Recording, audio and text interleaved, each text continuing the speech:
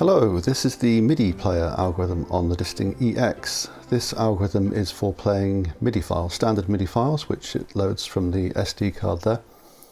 And it uses those to generate CVs and gates from its own outputs and expander outputs if you have them. And it also sends MIDI out through the breakout, which I've got coming out here, if you want to drive other MIDI equipment from these MIDI files.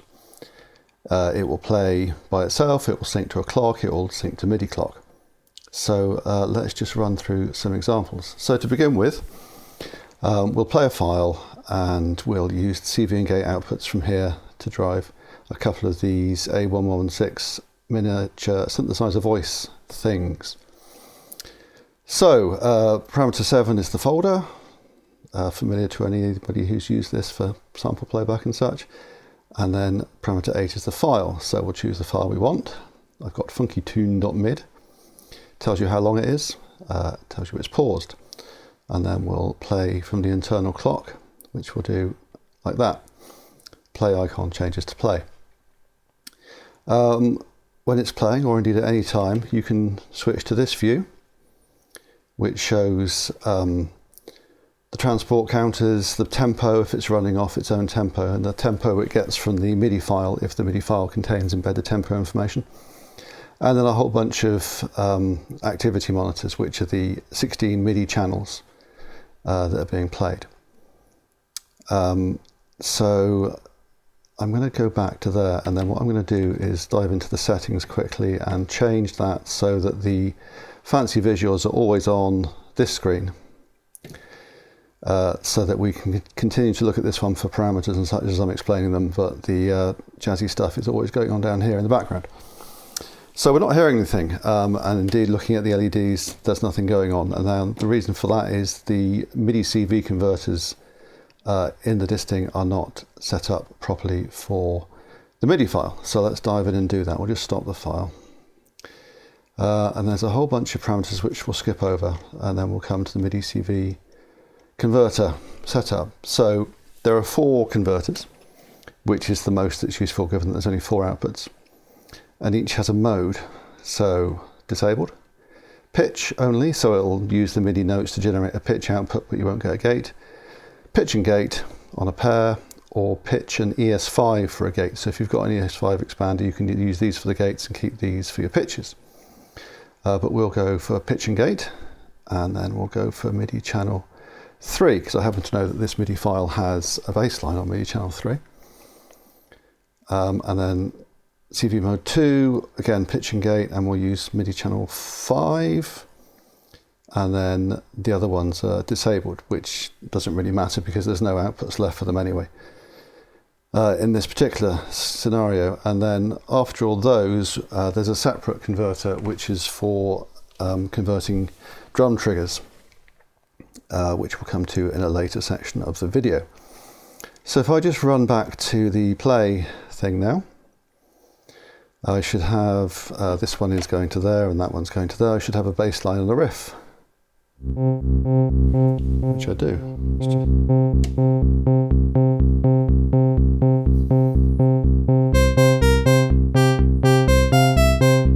So that's very nice. You can imagine all kinds of scenarios where it would be useful to have a backing track played from a file, I'm sure.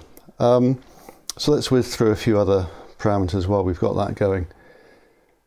Start from bar, exactly what it says really. If we change that to say 5 and start playing, you'll notice that the counter starts from 5. Could be useful. Put it back to 1 for now. File change mode. Again, I'm going to explore this more later with some drum loops. But you can have it to change, so when you change the file, like so, you can have it to change at the beginning of the next bar, or at the end of the current file. Probably if you're doing short files, you might want to do that. Or immediately, so as soon as you change the file or skip, whatever it's doing. On bar is quite useful, and we're only playing one file here anyway, so I'll just leave that. But like I said, I'll come back to that. And then file restart, that is what happens when you change file. Does it start the new file from the beginning? Does it restart it? Or does it play from the same position that it was in. So say I was 15 bars into a song and changed to a different song, with this setting it would change to bar 15 of the new song. With that setting it would start the new file from the beginning. So that's those. And then after that there's a whole bunch of parameters, one for each track in the file, up to a maximum of 24. Now this shows you, amongst other things, the name of the track as embedded in the MIDI file and the last MIDI message that was sent on that. So if I go back and start the file, then track 3, which is it? There we go, bass. So that's our bass line. It's showing the notes it's been saying, it's showing sending on channel 3 and a little activity indicator for that bass line. And then the parameter that this is actually showing is the mode of the track, which at the moment is either normal or mute. So you can go through and mute tracks individually if you wish. Just go turn it off again. So there's one of those for every track, and you can see all the interesting names that these general MIDI files have embedded in them. And then we're back to the MIDI CV conversion setup that I already showed you. Come back to the drums. And then there's a whole bunch of things to do with synchronization, which is as good a time to talk about as any. So, so far I've just been playing it from the control there, and it's just picked up the tempo from the MIDI file and played the file. If you want to sync to something else, you can give it a clock and you can give it a MIDI clock. So first of all, we'll use a clock from the FH2 here. This is generating a 24 ppqn clock and a run stop signal from these outputs. So we'll plug those in. If we use our handy key on the disting EX, we see that clock goes into input X, and then the reset goes into input Y. Now, it says it's a trigger, so clock multiplier, that wants to match the multiplier of the clock signal you're giving it. The faster the clock, the better in terms of accuracy, so that's a 24 ppqn clock, so we'll leave it on that, which is the default. Other options are as you see there. Clock input, that just lets you select which input you're going to use for the clock. So it's 1, that's the reset input, which is 2, and then this is the reset mode. Now trigger resets to the beginning of the file when it gets a trigger pulse. If you change that to run stop, then this becomes a run stop signal, so it'll both start when the thing goes high and it'll stop when the thing goes low, which is generally more useful. So we'll use that because that's what we've got from the FH2. So now if I start the FH2 running, it should go. There you go. So this is now getting the tempo from the FH2. If I change the tempo with the encoder,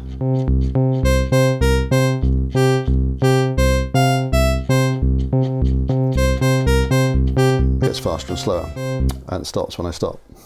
You'll notice in this case it doesn't show the tempo in the visuals display because it's not using its own tempo. So that's super handy if you've got analog clocks you want to sync to.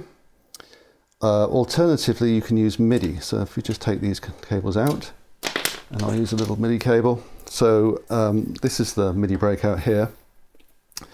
That socket is the output from the FH2. Again, you don't have to use an FH2. This MIDI could be coming from anywhere, but for convenience, we'll use that. And then that socket is the input for this disting EX. So this is now, if I run it again, it's going to do exactly the same as you just heard, except it's going to send MIDI from here to here, and that's going to start and stop it.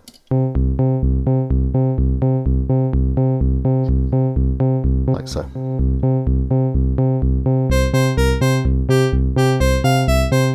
And stop. Okay, so that's how we sync everything up. And also in terms of sync, you can turn on and off whether it will follow the MIDI clock. So if you happen to be giving it a MIDI clock but you don't want it to use it, you can turn it off there. And then finally we've got the parameter to output MIDI clock. So independently of whether you're going to use the actual MIDI from the file out of the MIDI output, you can send MIDI clock. So when this is running or stopped, it'll send the relevant MIDI clock messages out to synchronize other things. And that's it for the quick run through the parameters. So let's do something slightly more ambitious now, which is to have a 4-voice file. So I'll just do this and stop talking.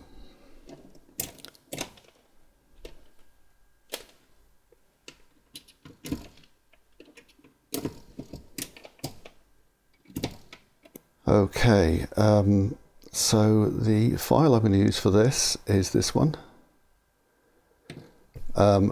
which is a MIDI version of a Max Richter piece called On the Nature of Daylight, arranged for 4 voices. And given that I want 4 voices now, what I could just use is the pitch outputs here and do something else for the gates, or just have everything turned up permanently. But what I am going to do is take the gates from the ES5. So this is an expansion module that you can plug into the disting EX, and it can output gates and triggers and clocks and such, basically. There's a number of disting EX algorithms which will use it now, and this one certainly will. So if we go to our MIDI CV modes now, so MIDI CV 1 mode, we're going to change that to pitch and ES5, so it's going to have the pitch coming out of there and the gate coming out of there. We're going to put that back to channel 1. Same for MIDI CV converter 2, pitch ES5, so that's going to be pitch out of there and gate out of there, and we'll have that on channel 2. And then this third MIDI CV converter we're now going to enable in pitch and ES5, so that's going to be pitch there, gate there on channel 3, and the fourth one, pitch there, gate there on output 4 and channel 4. And that is all we need to set up. It should be. Let me just set the mixer is all correct. So we've got 4 channels coming out of here into here. And if I play it, we should get some stuff. It starts off in three-part harmony, and then a 4th part comes in a little later on. I'm going to put that one back up to there, and I'm just going to play it for you.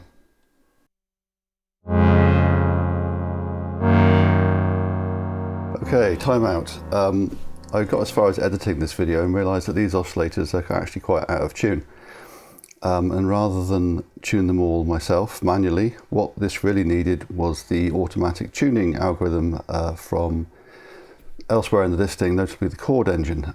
So that's what I've done. I've basically gone back and added that feature into this algorithm as well, so we can automatically tune these.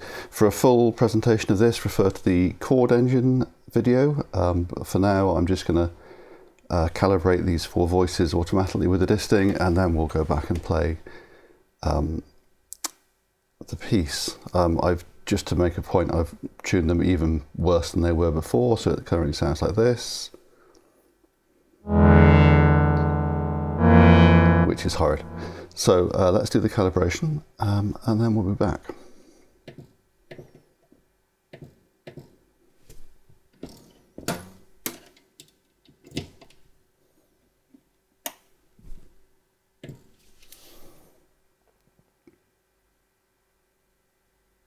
Okay, so that's 4 voices calibrated. So if we just go back out and play, that should sound much nicer.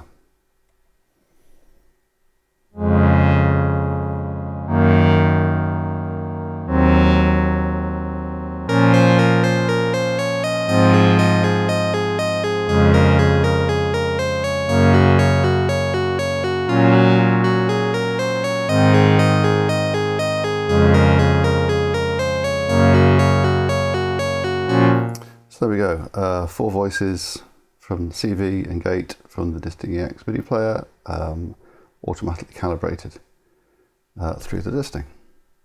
So the next thing I want to show you is the drum outputs, which we haven't covered yet. We'll go back to our old Funky Tune MIDI file, which does have some drum parts, and we'll set that playing. And then we'll skip back to our MIDI CV converters and turn off all the pitched ones,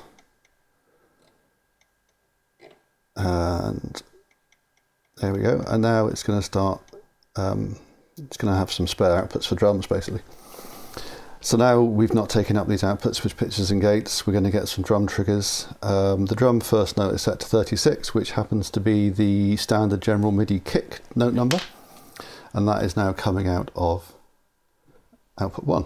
And we're going to use this disting EX here to play some samples, just because it's conveniently in the rack. You could of course use any modules you like for generating drums, but let's just use a disting for now.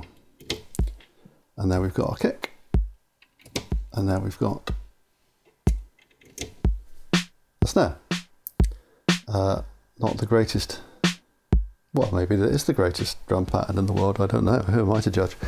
But it's a simple one, certainly.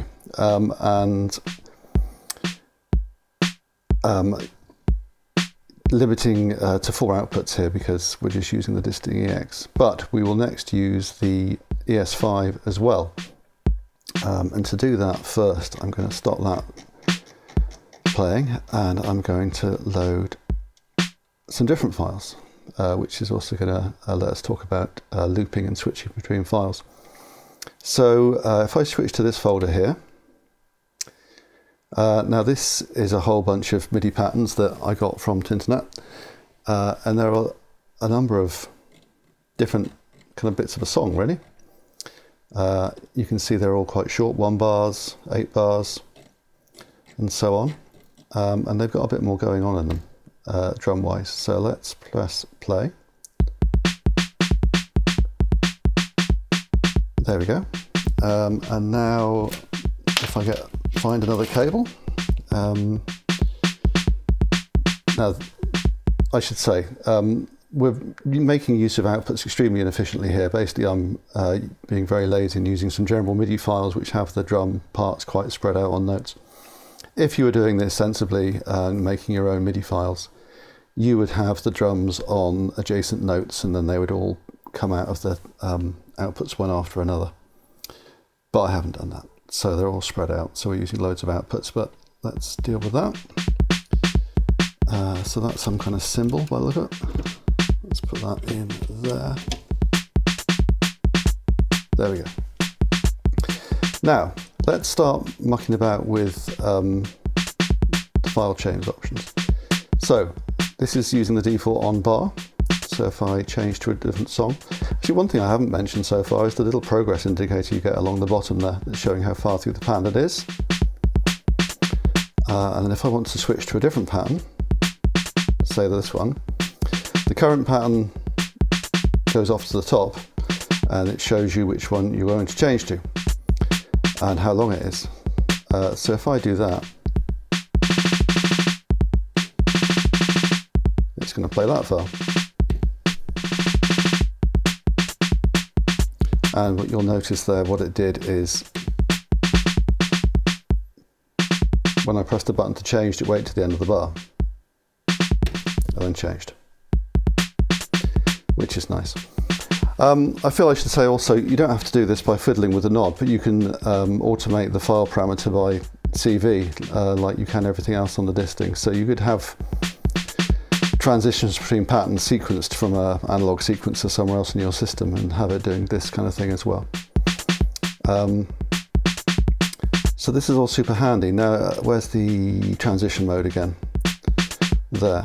So just to contrast it, if I change that to immediately and change the thing,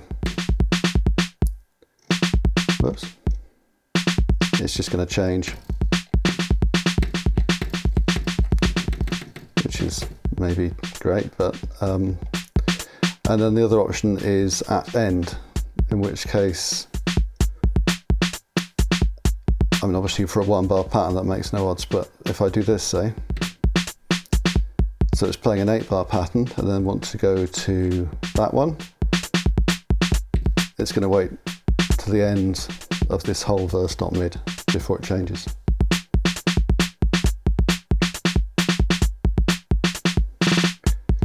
Which is nice, but I find on bar to be a nice option. And the other thing that we've got with this, I suppose, is if your file contains the string underscore one shot, it's not going to loop it. So if I switch to that file, it'll switch, play that file, and stop. And it's just going to sit there until I choose another file now.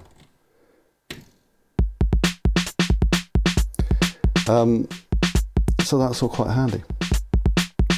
Of course, you don't have to use exclusively drums. You could have, sorry, let's just stop that playing.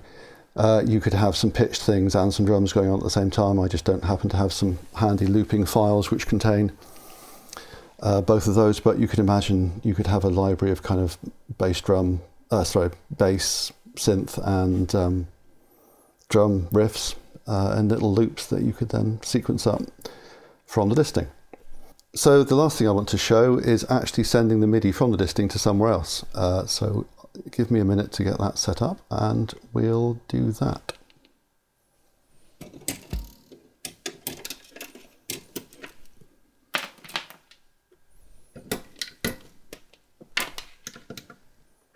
Right, for this section of the demo, I'm going to use a Roland sound canvas, which is quite old, but it was designed exactly for this kind of thing. There was something called a sound canvas and there was something called a sound brush, and the sound brush was something that would play MIDI files into the sound canvas through a MIDI cable, and you would be able to play your backing tracks and such, which was all super convenient.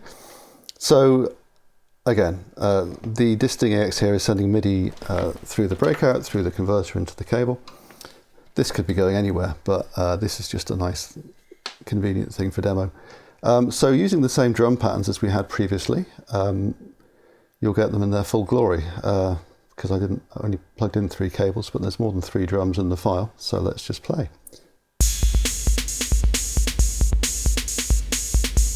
There we go. Oops.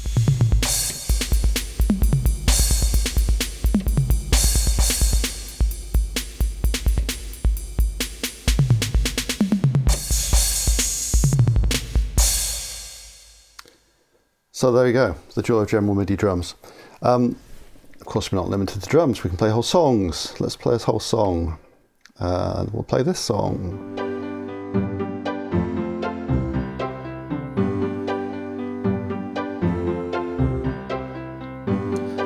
Those of you who like this kind of thing might also be interested to check out our general CV module, which does MIDI file playback and actually contains a general MIDI synth, but this is demoing the disting EX, and it's demoing sending the MIDI out. There we go. And that can happen at the same time as MIDI CV converters, of course, so you could have some MIDI being sequenced elsewhere, and you could have some CV stuff coming out of the disting and driving stuff in the modular itself. But yeah, that's basically it. I think that is the MIDI player algorithm on the disting EX.